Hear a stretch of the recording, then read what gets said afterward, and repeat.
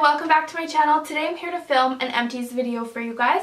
I know a lot of people seem to think that Empties are like out of date on YouTube or like not popular anymore. But I really enjoy watching Empties videos because I think it's really cool to see that somebody's completely used up a product, so you know that their mini review that they're going to give in that video on what they thought about the product is completely genuine and like they would know more than anyone else. They used up the product entirely, which usually means they liked it, but sometimes they just used it up and they can tell you they actually hated it. And so I really like to see, you know, not just, I love hauls, don't get me wrong, but hauls are very like first impression based and you don't really know whether that person kept using the product or not, whereas Empties, you know they use it through, they're giving you a legit review. And so I really like that, and I decided I would just film a little Empties for you guys. Now this is in no way like a huge Empties video, just little things I've been accumulating here and there, and it's like honestly a lot of my holy grails, so I thought I would just throw it all in a video and tell you guys what I think. Alright, so the first thing are two makeup removers. They're exactly the same. I love this makeup remover and I really wanted to share it because it's very affordable and very comparable to higher end. If you guys have ever tried the like Lancome based like oil-based makeup remover, it's absolutely amazing, but that's just like $40 Canadian a bottle, and so it really adds up for a makeup remover. And I also really love the Bioderma, which is a little bit less expensive and I can use on my whole face as opposed to the oil one, which I just use on my eyes. And so I found this and I thought it was very comparable to the Lancome one, so I wanted to give you guys a heads up to definitely try this if you've not already. The only downside to this, I didn't even mention what it is, have I?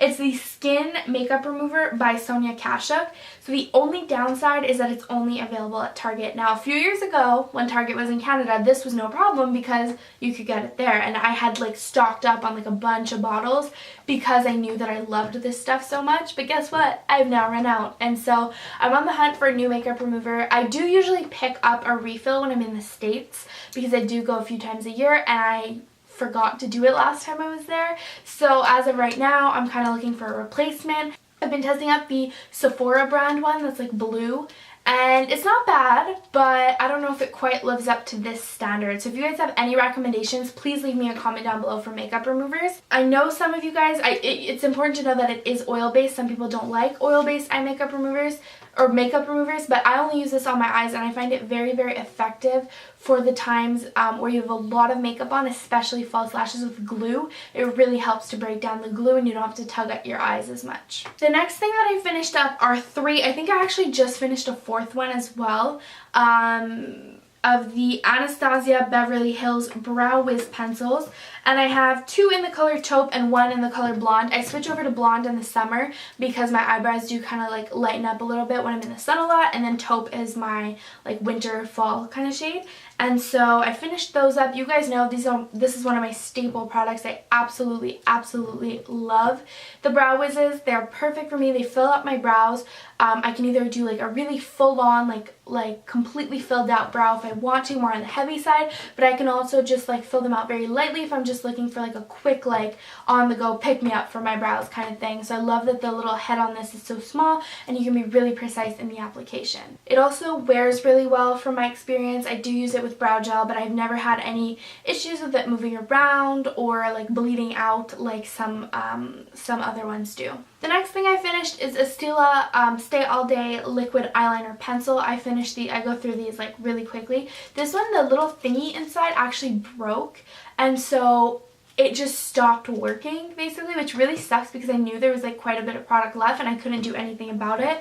But that's the first time that this has ever happened to me with one of these eyeliners, so I think I just kind of got unlucky, or I might have broken it in like travel or something like that. So I'm not going to hold it against it. I've since purchased new ones and haven't had any issues, so I really love this stuff. It's my go-to liquid liner. You guys know my staple look is like a winged liquid liner, and I always use this pencil to do it. For me, this one is better than the Kat Von D liquid liner. I think it's in Trooper or something like that, tattoo liner, I don't remember, but for me this one works better. That's just personal preference though, because they're very comparable.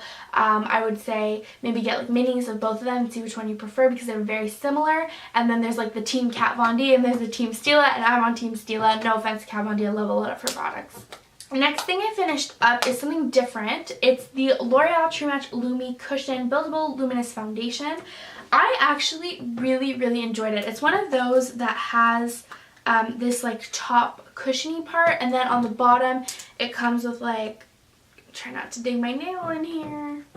Okay, I cannot get this off with my nails on, but on the bottom it comes with like one of those like little sponges. I used it with my beauty blender regardless. I didn't really use the sponge on the bottom, but I actually loved this foundation for when my skin is really, really dry in the winter time.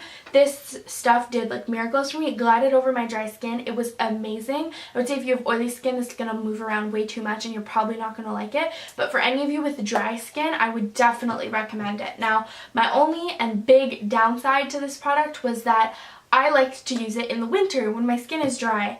But the color range on these, when I got it at least, I haven't looked into it recently, I haven't repurchased it because the color was too dark for me. Even the lightest colors in the range were too dark for my winter shade. I wore it, I made it work just to like test out the formula of it, but like in the end I couldn't pull it off when I'm at my palest in winter. I just couldn't make it work, and it's too bad because I love the formula. Like if this was available in my like shade, like fairest of the fairest, this would become like a staple foundation for the winter time.